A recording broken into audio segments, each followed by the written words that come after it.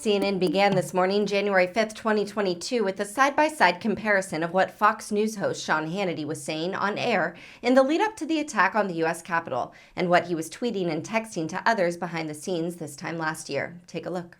The January 6th committee wants to chat with Sean Hannity. Why?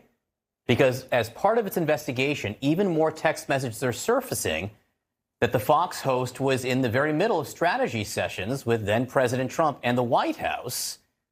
More importantly, what Hannity was saying privately was far from the message that he and his network pushed publicly to its viewers, many of whom would march on the Capitol. So on the left side of your screen, you will hear Hannity's words to viewers. On the right, you will see his private text to Trump allies, members of Congress. We report, you decide.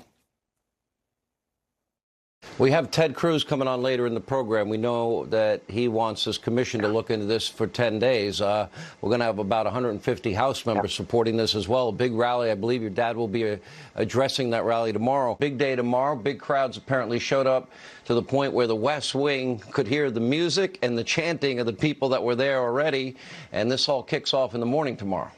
I want to read one of the Hannity texts first again, because I do think it's very important for the investigation here. And it's very short.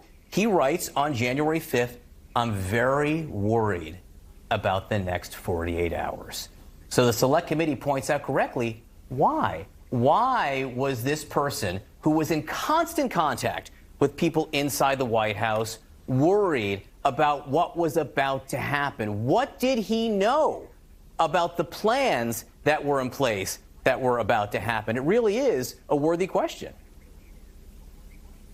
Oh, it's a very worthy question, and I can't foresee any scenario where Sean Hannity isn't compelled to testify before the committee. I would say this, though. He's worried in either one direction or the other, that he knew that this day was going to get violent and was going to be a mar on our American democracy, or he was worried, as his text seemed to reveal, knowing President Trump had lost the election. He was not going to win. There was no path for recourse. The results were not going to be overturned. And then what that would mean for Trump, how he would handle it. And I think, I mean, listen, this kind of tenuous effort to say that Sean Hannity is a journalist and that might give him some kind of coverage to not have to comply just doesn't pass the smell test. He's very much an opinion commentator, and he's going to have to speak to the committee. CNN political analyst David Gregory noted that it's among the most revealing things for the public because it shows what people like Hannity are saying when they don't think the whole world is watching. Meanwhile, the former president has canceled his event at Mar-a-Lago set for January 6th because he found out that no media people were going to carry it live.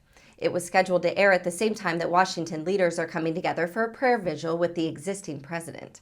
Here's what former White House aide to Trump, Alyssa Farah-Griffin, had to say about it. Time believing that the former president grew a conscience and realized that this is a solemn day and it would be totally inappropriate to spout his election lies while the rest of the country grieves that horrible day. It's certainly that it wasn't going to break through. But I would note in the statement that he announces he's canceling it, he continues to carry on the big lie. And then he makes this very absurd claim that I think is very important to note, saying Pelosi didn't deploy the National Guard. She could have done it in advance.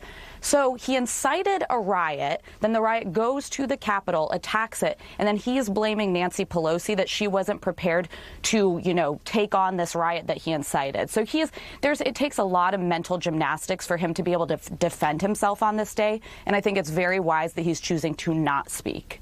Thank you for watching. Please be sure to visit us at rawstory.com, and if you'd like to see more of the Raw Report, please like and subscribe, and join others who like their news raw too.